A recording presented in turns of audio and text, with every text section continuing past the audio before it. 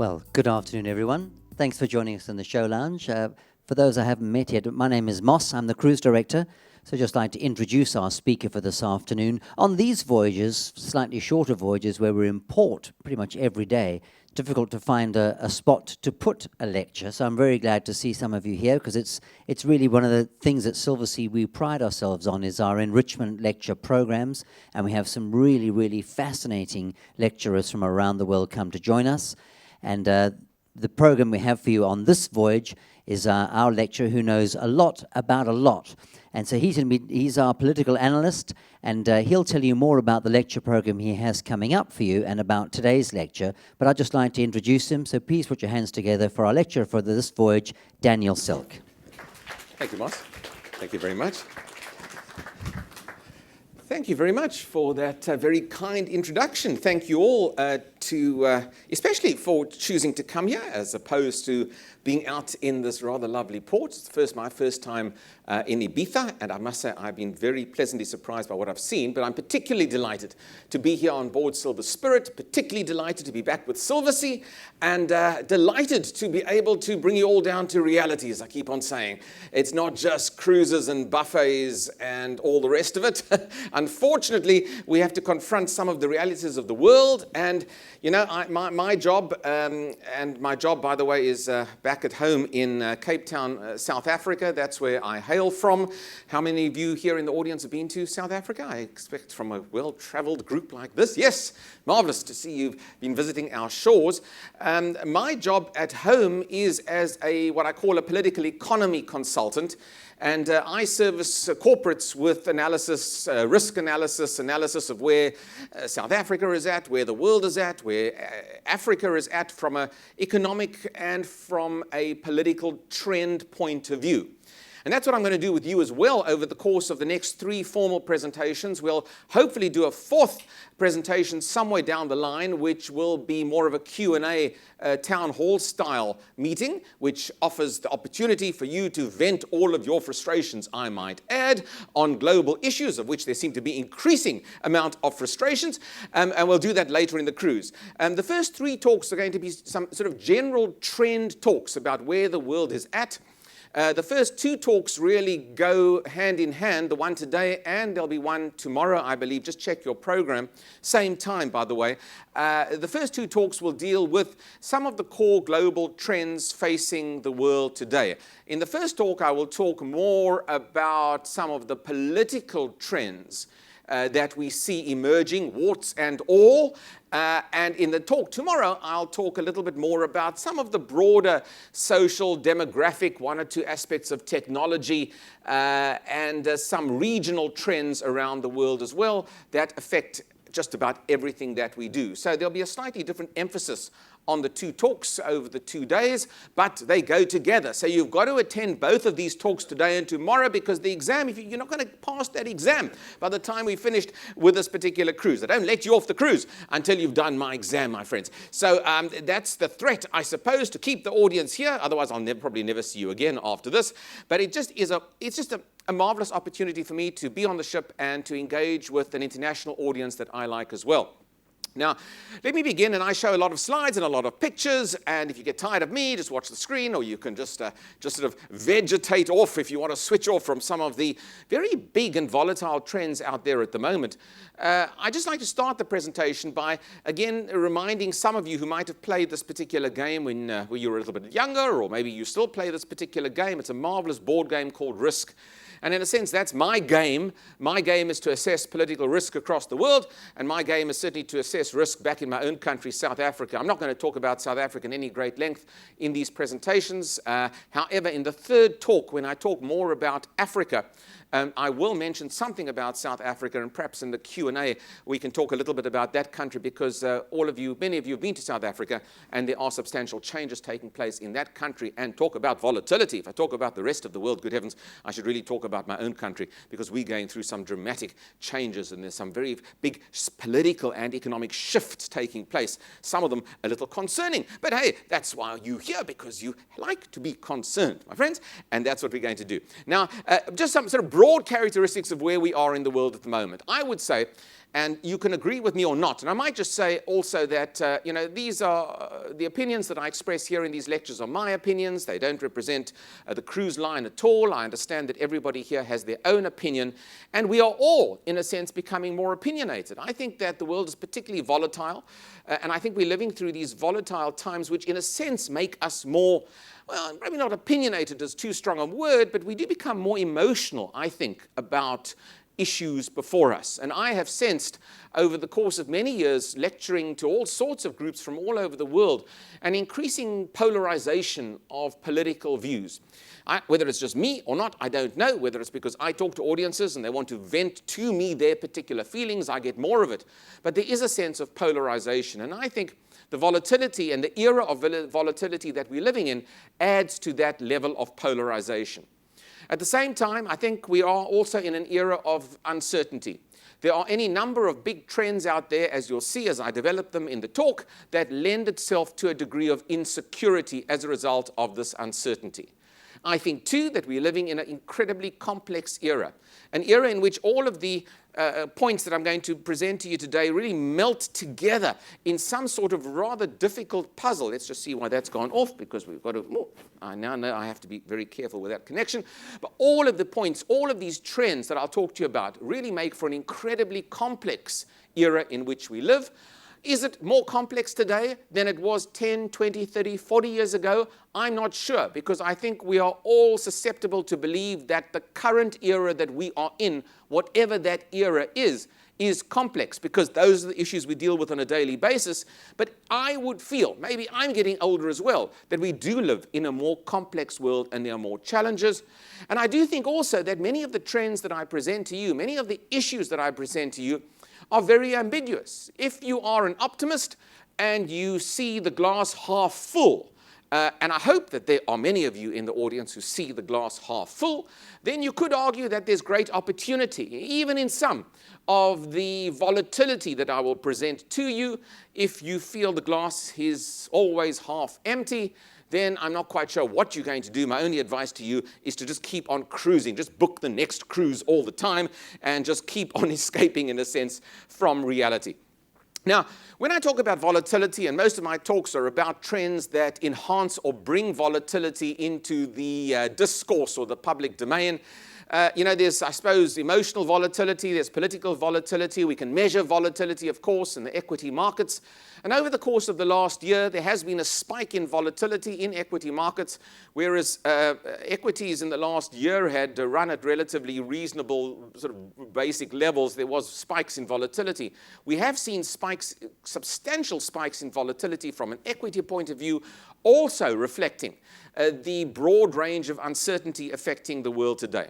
And there's some very big trends out there, fairly obviously, that I think bring us into this era of change.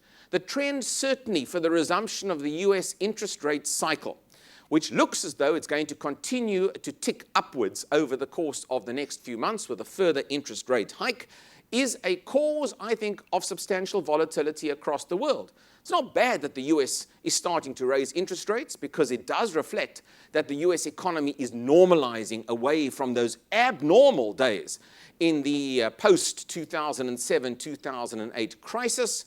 But as the US sheds quantitative easing, and as it starts to raise interest rates, so the value of the dollar increases. That creates volatility across the world as global currencies, and currencies especially in the developing world, start to move south as a result of a stronger US dollar.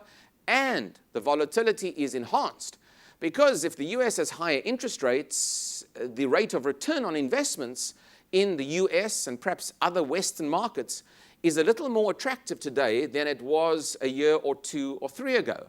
And 3, 4, 5 years ago, a lot of capital left the US to find higher rates of return, again, around the world where there were higher interest rates on offer. So this increasing US interest rate cycle does enhance global volatility, particularly financial volatility. The second big trend out there, and these are big trends that are running simultaneously. So even when I do these talks and I do look at these trends quite closely, when you put all of this together, it's no surprise that there is this era of uncertainty and an era of change before us. We are seeing a change in the Chinese economy, and I'll come back to China constantly over the course of these three major presentations that I'll do. China, I think, will affect us all for many decades to come, probably the rest of our lives for that matter, and I think the changes taking place in China now are quite profound. When you look at the mutation of the Chinese economy, away from a production-led economy to an economy which has to encourage its 1.3 billion people to start consuming some of those goods that are produced in China. That change really resets or reboots the Chinese economy in ways in which we perhaps can't quite predict. So the Chinese themselves are going through something of an economic experiment after those heady years in the last 10, 15 years of great growth based upon a production-led economy. And as the Chinese economy is still very much centrally planned, it's not a market-oriented economy, as you are all aware, the mutation and changes in this Chinese economy are going to add substantially to global volatility. So that's a pretty big trend, China, and again, we'll come back to some of these issues and flesh them out. Talking about flesh and meat, this particular slide, I think, is also indicative of a dramatic change that we've all experienced in the course of the last 18, 24 months or so. In February of this year, the price of a barrel of oil reached a point that made it cheaper than a barrel of your favorite fast food and mine, Kentucky Fried Chicken. Now, a remarkable comparison when you look at this particular chart, because, you could have listened to all sorts of economists for all sorts of years. Very few people would have predicted, in fact, that a KFC bucket of chicken would have been cheaper than a barrel of oil. And I might just say that the KFC bucket of chicken gave you substantially better value, because not only did you get chicken, but you got a lot of oil in that barrel of KFC as well.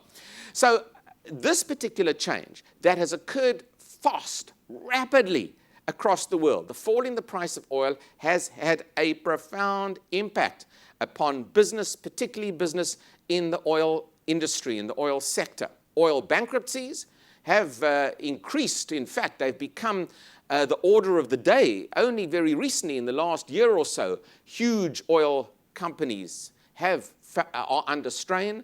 The results of BP, by the way, and Shell, all of them shedding thousands of jobs. Turnover down substantially, 30, 40, 50% over the course of the last year, if not more, as a result of the falling price of oil. Again, you've got to add this into these other big issues just to see how volatile the world has come.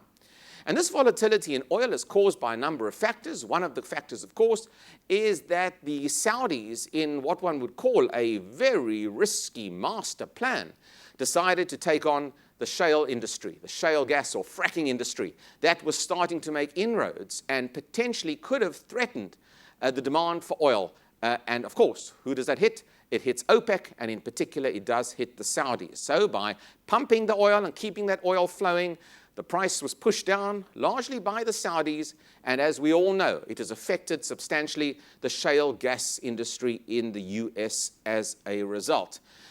A risky strategy from the Saudis, and the Saudis now, as a result of these low oil prices, have to themselves redefine their economy into the future. They have now figured that those days of getting those big foreign exchange receipts from an oil price of $100 a barrel or $150 a barrel are no more. And in the last few weeks or so, you've seen the Saudis come with future growth plans as to how to circumvent oil and diversify their economy. Now, the jury is still out as to whether the Saudis can even implement some of the grand master plans. But it just shows you the extent of change that's taking place in the world, and in a country like Saudi Arabia, a pretty closed country, a country that's had a solid single focus in terms of oil extraction. It now has to change, and change substantially. The price of oil, of course, has also been influenced by increasing supply across the world, particularly from the re-emergence of Iran. I love this particular headline. The Economist does come up with some beautiful sort of ways just to epitomize changes in the world. But certainly the welcoming of Iran back into the global economic fold, if I want to use that particular term, increased the supply of oil on global markets. And, of course, the conflict and that inherent ideological conflict between Saudi Arabia and Iran also played a role in both countries keeping the oil pumps flowing. And again, Iran, of course, wants to sell as much oil as it can in as quick an amount of time in order to bolster its flagging economy. It's been given the chance now with reintegration into the world. Again, there's enough supply coming from these two regions to keep that oil price low. And again, I just want to show you the graph. And, I really should get out more. I get fascinated by some of the economic graphs and trends that we can see if we look at trends over a period of time, just to show you how important the oil price is to so many people across the world. As the oil price has fallen over the course of the last year, which is the white graph is the fall in the price of oil. There's to the KFC point, by the way, at $27 a barrel. So we've seen a fall in the value of currencies, particularly in emerging markets, in those markets that are reliant upon minerals or commodities. And that oil prices had a profound impact. It's destabilized so many of the developing countries across the world as a result of their weaker currency. So again, a very important point in adding to this volatility in the world. Well, of course, what goes down must go up, I suppose, or what goes up must go down. I listen to all sorts of important analysts. I listened to a very important analyst on currencies only a week or two ago, and his big message was, well, if it's gone up, it's going to come down, and if it's gone down, it's going to go up. That was his profound message to the audience, and I suppose he can only get it right as much as I can get it right. And I think what we have seen in the course of the last number of months, as that price of oil has collapsed, so we've seen the rigs that are drilling for oil, particularly in the US Gulf, stop drilling. The rigs have stopped. So when the rigs stop, and of course supply starts to dry up just a little bit, the price of oil turns. And that's what it's doing. It's turning.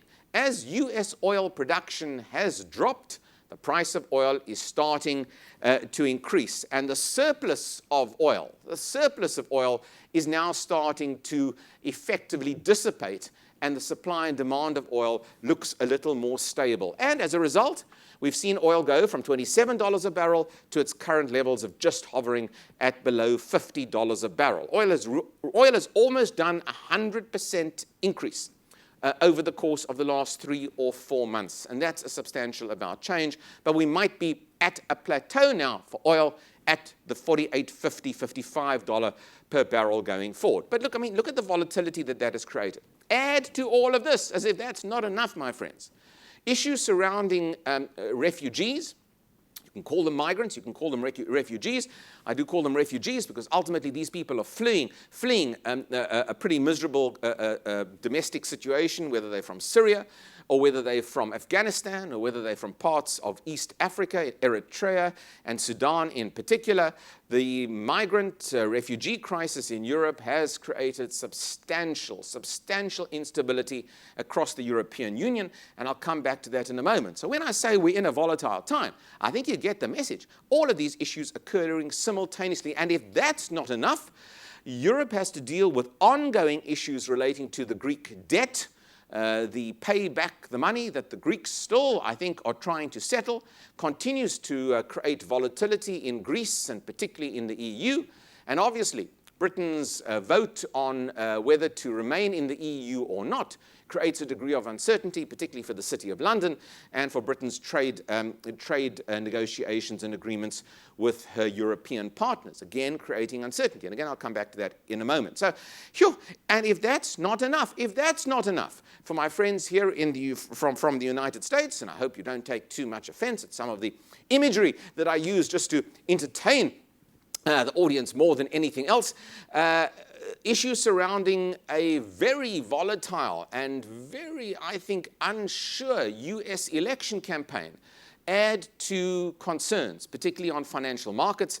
And I think if this is going to be a close election in the US, and again, I'll come back to one or two of these issues in a moment, this will clearly add to equity-based volatility in the course of the next number of months. So, there's enough there in those little words of introduction for me really just to sit down and you can mull over those points, all of these issues coming together at once.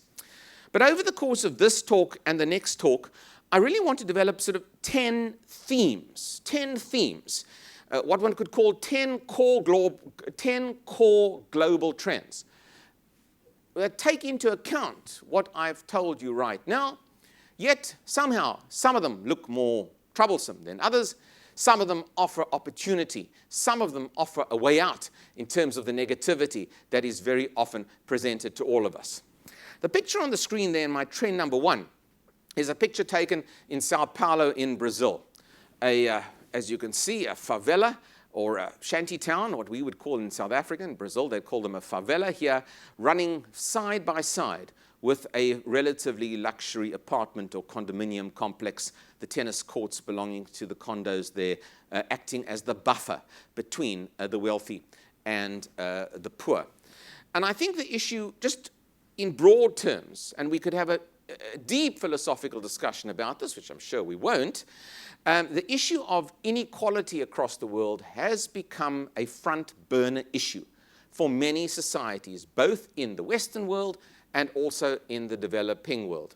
We do see, and statistics do show, and I'll just show one graph to you, which relates to rising inequality across the world, but at the same time, there's an equal amount, in my view, of positive news, in that there is also good evidence to show that there are falling poverty levels across the world. And very often the discussion on this issue is perhaps dominated by those who believe that inequality is the order of the day, and perhaps too few people really do accept that the world has, in the course of the last 20, 30 years, taken millions of people out of abject poverty.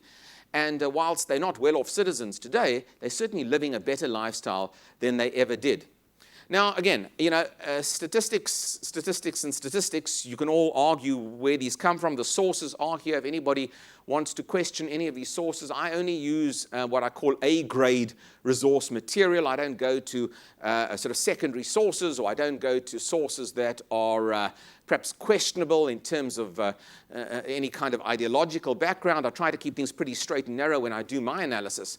But the bottom line is across the world, from the United States, most of the West, Spain included, by the way, not to such a great degree in Spain, but the wealthiest 1% of the populations of the US, Sweden, Spain, Norway, New Zealand, Japan, Italy, have increased their wealth. And that's the little blue. The blue chart is the wealthiest 1% and the extent to which they have increased their share of the national income. In the US, you can see the wealthiest 1% have increased their share of the national income quite substantially, as has been the case in Singapore, wealthy countries of the world, as has been the case in Japan, in Ireland as well, across the board, and in Australia as well. So I think if you look statistically, and as I say, we could, if you really wanted to delve into this, we could have all sorts of graphs showing one aspect and one perhaps contradicting another.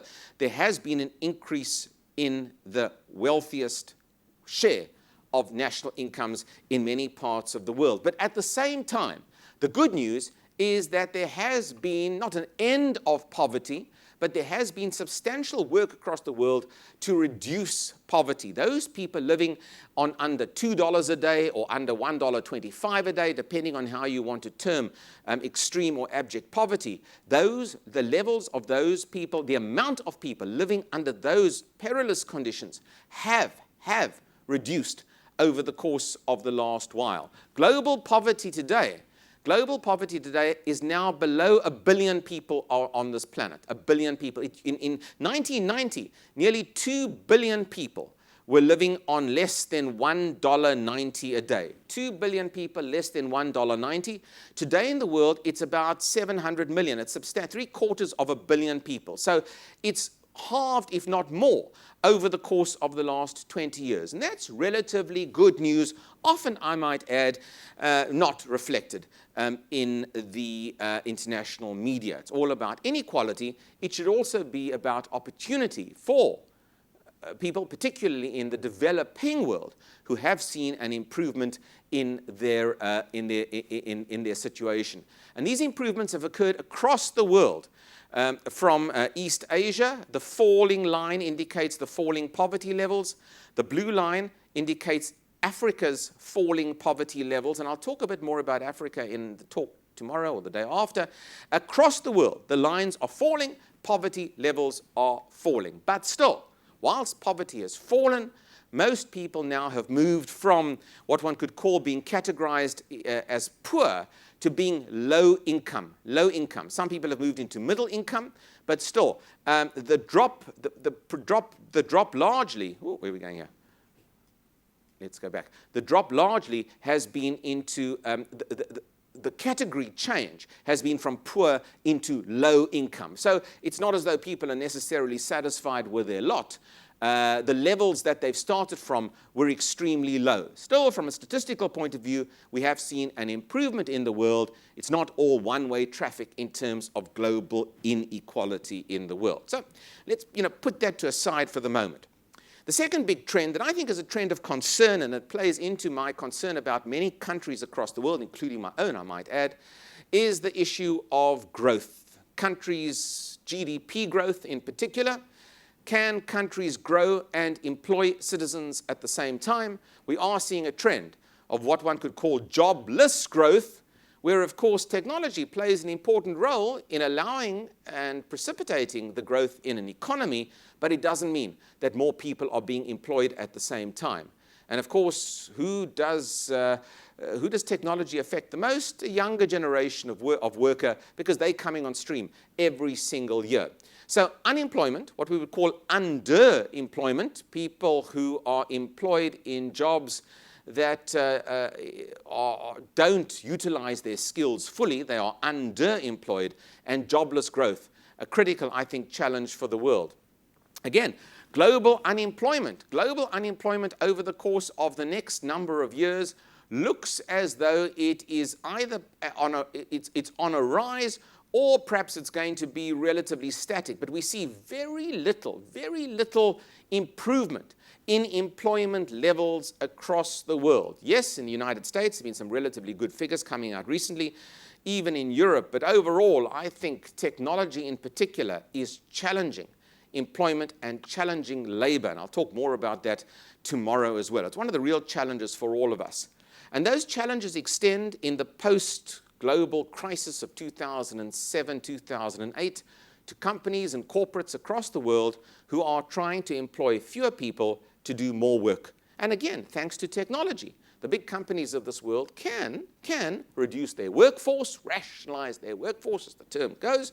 And of course, technology helps them to do the same work, if not more, and be even more productive with fewer people on the payroll.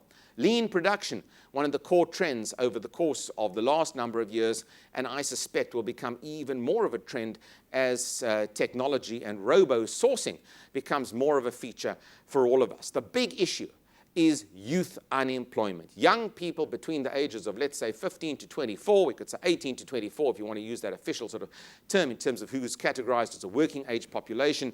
Young people increasingly out of work, and particularly in certain regions of the world. And again, I think the graph simply shows you quite clearly that the Middle East, you can't quite see it there, but the Middle East, not surprisingly, has the highest level of youth unemployment overall. North Africa and the Middle East, by the way. So, you want to know why there's a correlation between youth unemployment and high levels of social unrest, and for that matter, also terrorism. Youth unemployment plays a particular role in that. I get very concerned about that. The third big trend, and it's sort of the big trend of this particular talk, that I'll spend the rest of this, well, not quite the rest, but these are all interlinked trends. This particular trend links in, I suppose, with the two trends that I've spoken about. As more people have moved out of poverty in the course of the last 10 or 20 years, we have seen a change in the world in terms of who holds political power. And, for that matter, who holds economic power in the world as well. If I was doing the talk 10, 15 years ago, it would have been the Western world who would still largely have economic power and political power, and we would barely talk about other countries across the world. Today, the position has changed and is changing and mutating quite rapidly. And I always just like to show this particular slide and the comparison of Shanghai back in 1990. I'm sure many of you have been to China. How many have been to China, by the way? Great. Nice to have a well-traveled audience. You know what it's like to travel in China, and you know what it's like to see China and to see the development in China in particular. This slide I often use for audiences who haven't been to China because it just shows what Shanghai looked like in 1990, not that long ago, and what Shanghai looks like today. I mean, quite a remarkable. It's the same view, of course, of the Huangpu River, and that's the Pudong there, as you know, and the Pudong now, perhaps some of you stayed in the Pudong, or you've cruised down the Huangpu River, which you know takes 3 hours to get down into the South China Sea, north, south, east, and west. All you see is development. It's an astonishing city to visit, and it epitomizes the change that's taken place in the world led by China over the course of the last while. Now, again, we can measure, as analysts, we can measure global economic power. You can put all sorts of measurements into this particular categorization: military strength, connectivity of its citizens, power and energy usage, whatever the case is. This particular survey, which is a very interesting survey, suggests that over the course of the next 10, 15, 20 years or so, the United States will be eclipsed by China in terms of her economic power, using a variety of different measurements. China, therefore, remaining on the rise, although the United States will be a fairly effective second power in the world, but it will certainly be eclipsed by China in terms of its economic power. Now, we can argue about that. This is just one view using particular measurements that give us that particular scenario. There are some interesting trends, of course, coming out of China that augment that graph that I've just shown you. One of the trends, of course, is the development of the Chinese military, a military that has been relatively dormant, but now is starting to build, as you know, aircraft carriers. That's the first full-sized Chinese aircraft carrier. It was a historic day for the Chinese Navy and military. And that, of course, is changing China's place in the world, particularly, I might add, in the South China Sea. The question, therefore, I suppose, on all of our lips into the future is, who's going to be the boss? Do we need a boss in the world? You may think we do. Some might think we don't need a boss in the world, but I just think there's a challenge to the status quo. You know, you don't have to be a genius to say this. There's a challenge to the status quo. And the Chinas, and maybe others as well, will challenge the status quo on an ongoing basis.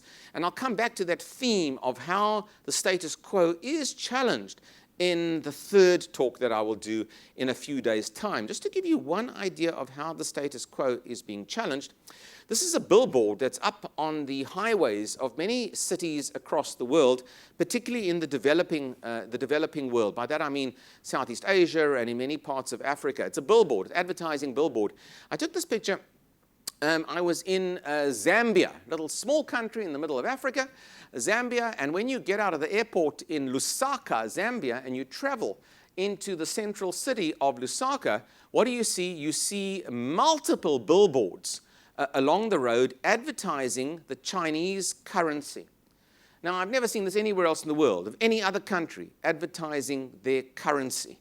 But here are the Chinese advertising the RMB, the yuan, however you want to call it, a fascinating display of influencing and also positioning their currency as a potential alternative. I don't think it's going to be an alternative to the US dollar, certainly not in the near future. But there's enough promotion from the Chinese, certainly, to call into question the existing modus operandi. A fascinating shift that we see, and we see this very much, as I say, in developing parts of the world. So for the Americans, it's a different ballgame in a sense. There are competitors out there, whether you like them or not.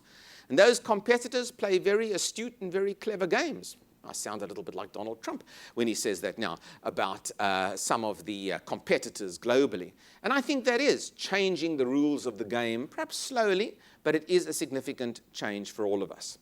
Look, it's not all one-way traffic for China. China is now, as I've said, changing and mutating in terms of her economic model, and China's days of 14% GDP, 14%, quite remarkable for a country of 1.3 billion people. And we've seen 14% a couple of times in recent years. Chinese GDP now expected for this year at about 6.5%. You may dispute, of course, the official Chinese economic data and statistics, but let's work with what the IMF and the World Bank works with, and they work with these official Chinese stats. Still, at 6.5% GDP, that's about a 3 times growth rate surge over the US economy this year, and represents, I think, a soft landing for the Chinese economy going forward. But there are strains in China. China today is not as competitive as it was just on wage labor rates when compared with a number of years ago.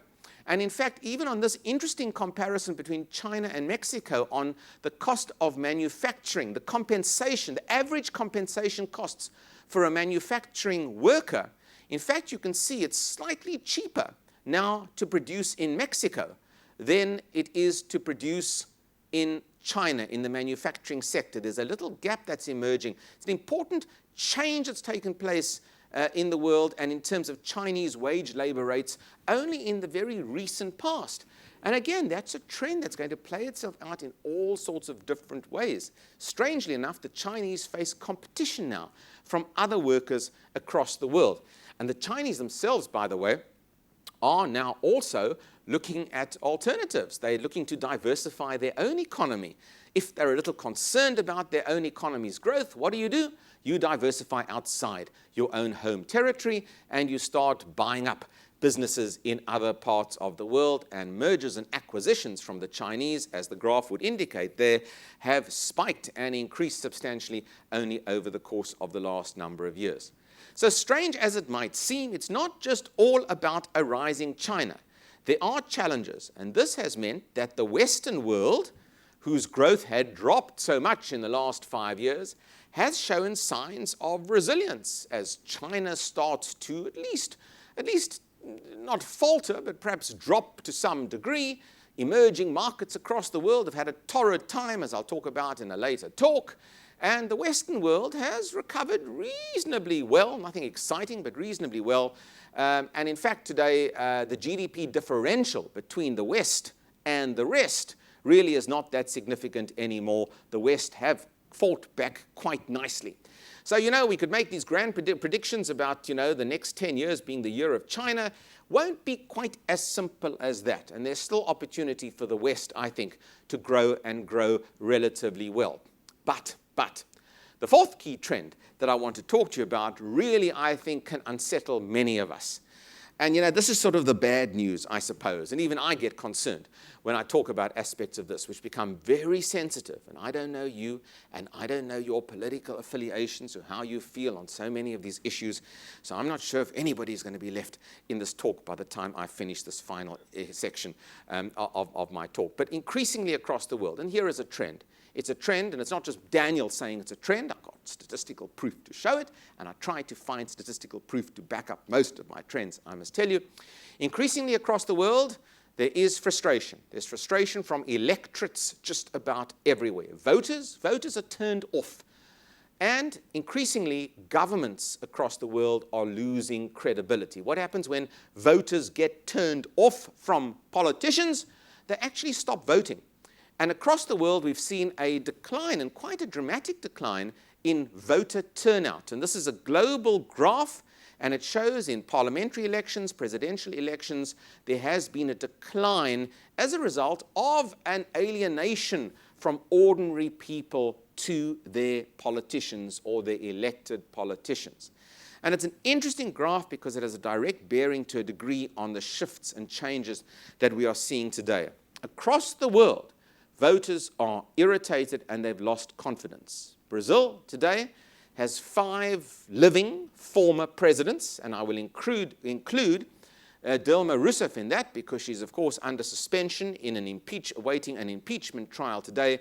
But 4 out of those 5 Brazilian presidents or former presidents, 4 out of the 5 are now currently under some sort of investigation for fraud or corruption. This does not, to put it mildly, instill a degree of confidence in the electorate. And you wonder why, of course.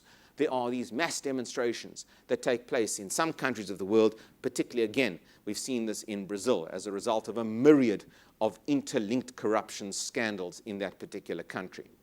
We're in an era of what one could call disruption. And I'll talk more about technological disruption, which I think is very profound, in the talk tomorrow. But today I just want to refer to political disruption. There are political disruptors today. Candidates, politicians who come to the fore, who want to change the status quo. Now, you can be fully in support of these politicians, and I just put up two of them that have some uncanny similarities, perhaps more in their hairstyle than anything else. But still, these are politicians who wish to disrupt the status quo. In particular, in the United States, and again, don't take any offense if there are any Trump supporters here in the audience. I was doing a talk last week, interestingly enough, for a group of farmers in the agricultural sector.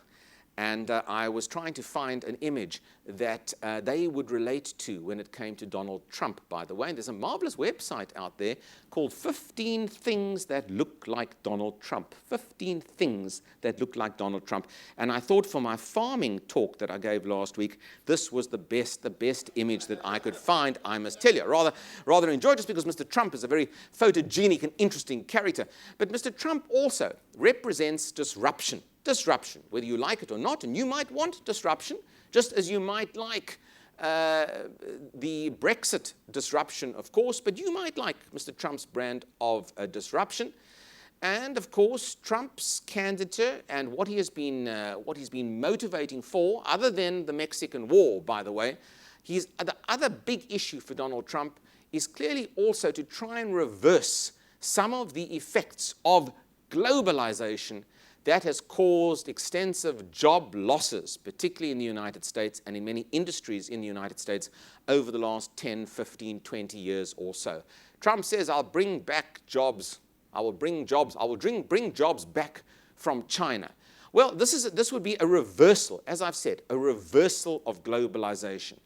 And as not sufficient jobs have been created during the course of the last 10, 15 years or so, indeed, this is a message that resonates with a body of the electorate. And I might add this message can resonate with many electorates across the world who have faced job losses to China or to other parts of the world.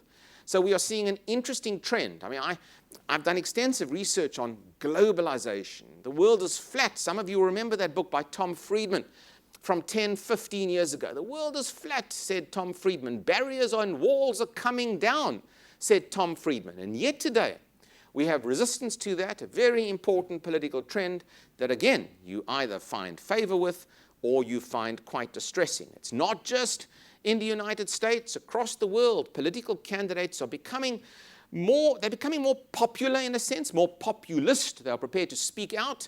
In the Philippines, there's just been an election in the last 2 weeks or so. Populist candidate who was elected in the Philippines. He's threatened in the past to throw all the criminals into the Bay of Manila, such as he is. These populists are all over the world. In my own home country of South Africa, we have a young leader who is turning the parliamentary process on its head by disrupting most sittings of the South African Parliament. Again, not just in the US, not just in the UK for that matter. These populists, of course, find favor amongst an electorate increasingly suspicious. In Europe, across the board, there's an increasing mistrust of the European Union in understanding the needs of its citizens. And again, in survey after survey, most of the major European countries show almost 2/3 of the electorate suspicious of the EU. Here in Spain, 65% of Spaniards mistrust the EU. In Italy, nearly 70%. Not surprisingly, in Greece, 85%. And in France, also up to 70%. So the EU experiment as it is, certainly when it comes to public support today, is under severe strain. And the follow-on from that, I suppose, is a swing or a lurch either to the right politically in Europe or to political parties that increasingly are skeptical of Europe, Eurosceptical political parties. In the last European election, all of these parties did relatively well. UKIP in the UK, I feel I'm on a UKIP stage here with this Union Jack on either side for that matter, but the Denmark, France, Hungary, the Jobbik Party, I mean, some of these extreme far-right political parties have done extremely well in the course of the last while. They are disrupting the political status quo at the moment. And this, to me, is a very serious issue for Europe, because Europe has survived on centrist politicians, whether it's been centre-left or centre-right, and now we are seeing a threat, in a sense, to that centrist grip that's been the feature of European politics. They're not on the fringes anymore. They're becoming pretty mainstream. It's just interesting. This is the growth of anti-EU parties. The levels of support last year, 2015, compared to the anti-EU parties back in 2010. So in the last 5 years, all of these parties here in Spain, UKIP, and of course in Greece, they've all increased their support significantly. It's a very telling graph for that matter. The only country who has managed, and I say managed because even this is under some degree of doubt now, is Germany. Quite remarkable. Angela Merkel's approval ratings have generally tended to rise, although those approval ratings now are starting to slip as a result of broader concerns, many of them precipitated by the refugee crisis in Germany. Add to this issue of concern in Europe continues to be a resistance from Europeans to austerity measures. This issue is not over by far. And this is a dramatic change that we see now in Europe. From the post-Second World War phase of providing extensive social services for Europeans, today governments are cutting back. Growth rates remain very low. Cash is pretty tough to find in budgets across Europe, so social services have to give. And these issues relating to austerity and the diminishing nature of government handouts, and again, you might say that's good. It's going to make Europeans work harder into the future, you might say, but in the interim, it's creating a substantial degree of instability. And even today, you've seen demonstrations, and I say today, right today, in Belgium. Thousands have taken to the streets in Belgium to complain about austerity. All of this leads, I suppose, to a trend in the world that so-called fancy analysts and political theorists thought was really a trend that was on the back burner. The trend of intensifying nationalism. As electorates become skeptical, as they become frustrated, as they feel governments are less credible, so they tend to look fairly inwards to protect themselves. And we see this across the board in Europe and even in other parts of the world. There's no doubt, again, that the refugee crisis adds to a sense of stress, particularly on European societies. Issues relating to terrorism and the linkages between immigration, refugees, and terror activities, especially now in Paris and in Brussels, add to this as well. And in fact, broadly speaking, the issue of migration across the world, we could do a whole talk on this particular issue, the pros and cons of the migration of people. More and more people are moving. Humanity is on the move for a variety of reasons, not just political, climatic as well, and I'll mention issues relating to the climate tomorrow. That's a very big trend. But in all of these countries, there's a mass movement of people, and a lot of that is certainly coming into Europe, creating a swing to the right. We've seen that swing to the right wax and wane in France over the course of the last number of elections. Indeed, the Front National has gained in support there. In Germany also, in state elections, only in the last number of months, there was a swing to the right, although not that significant as yet. But perhaps the most interesting election, of course, as you know, took place over the course of this last weekend. Interesting, I say, from a political science point of view, in Austria. And Austria often is regarded as a kind of litmus test for Europe. In Austria, the mainstream political parties, did not participate at all in this presidential election. Their candidates had been defeated, and the final vote was between a right-wing candidate and a candidate backed by the Green political party, an independent, but backed by the Greens. How much more polarized could you have in a society where you've got an anti-immigrant right-wing candidate versus a fairly, I would say, left-of-center, Greens-backed presidential candidate. And the vote, as you know, in Austria was virtually split down the middle. But the Greenback candidate eventually winning by a few thousand votes. In fact, he won only by the postal votes cast in the Austrian electoral system. Now, this is a fascinating election, and it just shows you how the centrists are being shut out of politics. Whether you like it or not, it is a trend. The trend goes, of course, beyond Austria, the growth in the UK of UKIP, and the debate about the EU rages on. All sorts of issues we could talk about on this, and I don't have time to delve into it, but I think the issue certainly of the EU and the Brexit vote in particular offers Britain, of course, the chance to vent their frustrations, or for that matter, their vague support or their reluctant support for the EU. This is a very risky referendum for David Cameron. He promised it, and he kept his promise. I must tell you, he has not only risked, in a sense, Britain's membership of the EU, but he's risked also the cohesiveness of his own political party in the process. And I think whatever you think of Cameron, it was quite a political risk and an impressive political risk. I like politicians who take political risks, that they don't shore up their own support all the time. So I find that rather quite interesting. Look, my view on the Brexit issue certainly is that Europe, certainly, I think there's enough to criticize about the EU. There's enough to criticize about excessive expenditure from Britain to the EU and what's happened to that cash. But ultimately, I think from just a geopolitical point of view, countries remain more integrated today than ever before. From a trade perspective, Britain certainly, I think, has extensive trade links with the European Union. And whilst we don't quite know what would happen if the British voters voted to leave the EU, one could argue the fact that better the devil you know than the devil you don't know in terms of what is going to happen to the 27 or so trade negotiation deals between Britain and her EU partners currently. What is going to happen to that? And to what extent will Britain forfeit any kind of right to market as a result of a Brexit? So, I suppose if I was voting in the UK, which I'm not for obvious reasons, I would vote to remain in the EU, to be perfectly honest, but I'm certainly willing to entertain any kind of debate and points on this from any of you, because I think neither side has made a compelling reason to elicit the voters to vote in a certain way, simply because all of this, including the EU, was one enormous experiment and is an ongoing experiment in terms of the governance of 27 European nations. So on the basis of that, a very difficult one to call. I can show you all the graphs. It's rather interesting just to have a look at. This is the blue chart indicates the increase of intra-EU trade, the trade between countries.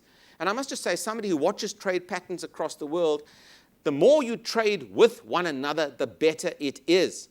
The better it is. And the other parts of the world that don't do this. So I like trade with one another, and I like hopefully making that trade less bureaucratic. But you may argue, if you are a Brexit supporter, that all Europe has brought has been bureaucratic regimes and regulation.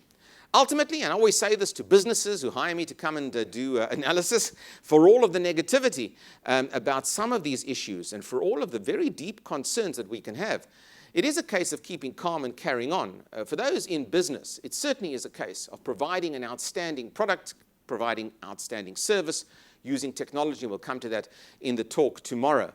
It's not all doom and gloom, and I think you'll see some more opportunity when we move away from this more sort of heavy political realm to other factors tomorrow. It's a pleasure being able to share these thoughts with you. I look forward to interaction with you on the ship over the course of the next few days. And if there are any questions, come see me or stop me on the ship or stop me in port. I'll be only too happy to engage you in further conversation. Now you can go and relax and go and have a drink. It's an all-inclusive ship when it comes to drink, and that's the beauty of my talks. It can drive you to drink, but you can go and you can enjoy yourself. Thank you so much for listening to me this afternoon.